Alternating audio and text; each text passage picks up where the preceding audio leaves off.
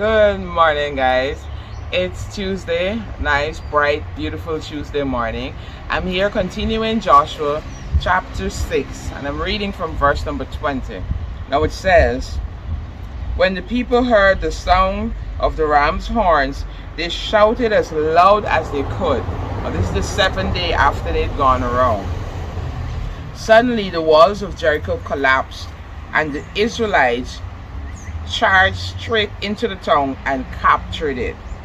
They completely destroyed everything in it with their swords: men, women, young and old, cattle, sheep, goats, and donkeys. Meanwhile, Joshua said to the two spies, "Keep your promise. Go to the prostitute's house and bring her out along with all her family." So the men who had been spies went in and brought out Rahab, her father, mother, brothers, and all the other relatives who were with her. They moved her whole family to a safe place near the camp of Israel. Now, two things I want to touch on this morning. The first one being that God did indeed fulfill his promise. They followed the instructions just as God had told them, and they were able to be victorious. So the first thing I want to remind us, as long as we continue to follow God's instructions, follow his word, follow what he says to you directly, you will be victorious. Just as he said, the walls caved in and they were able to go in and capture it. And the second thing is, keep your promises. Even if the men had not, for whatever reason, get caught up in the moment. Sometimes we get caught up in the moment of victory. Yay, I got it, I did it. And we forget that before we got our victory, we promised certain people certain things. We made promises to others. I'm going to bring you out. If I get this job and I get some more money, I'll help you out. If you help me here, to take care of whatever issue I have, it's going to put me in a better place, and I'll be able to assist you someday. And then the someday comes and you completely forget about that person. Keep your promises. Little things, I'm going to go do this, I'm going to help you, or whatever it is. Sometimes people just need help in, some little situation, and you promise them.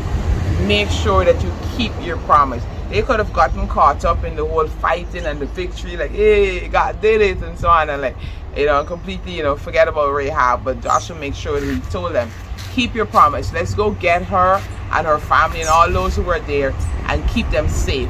We gotta be people who keep our word. You can't be a Christian and people like, no, don't worry what she's saying. The Bible say that we must be people of integrity.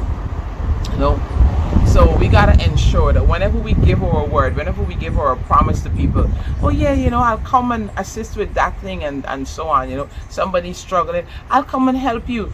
And you make a promise, I'm doing this thing right now, as soon as I finish I'll come across, or whatever the case may be, and then you don't. Be people who keep your word. We want God to fulfill his word to us, and in our lives ensure that we do the same, because all these are characteristics of God. He's a God who keeps his promises. So if we're children of God, we got to ensure that we are people who keep our promises, however big, however small. Sometimes you make a little promise, maybe even to a child, and it's a big disappointment for them because you didn't keep your word, and afterwards when you're saying whatever you're saying, they're like, they don't believe you. So let's ensure that we are people who keep our promises. It's one of those things that help you along the way. People can be able to say, oh, once she says she's coming to assist, she will be there. I know her. Once he says that he can do this thing, I know he will. So let's be people that really and truly portray that characteristic and keep our promises that we make to others. All right? That's my word of encouragement to you. Remember, he loves you with an everlasting love, and I do too. Be blessed, guys.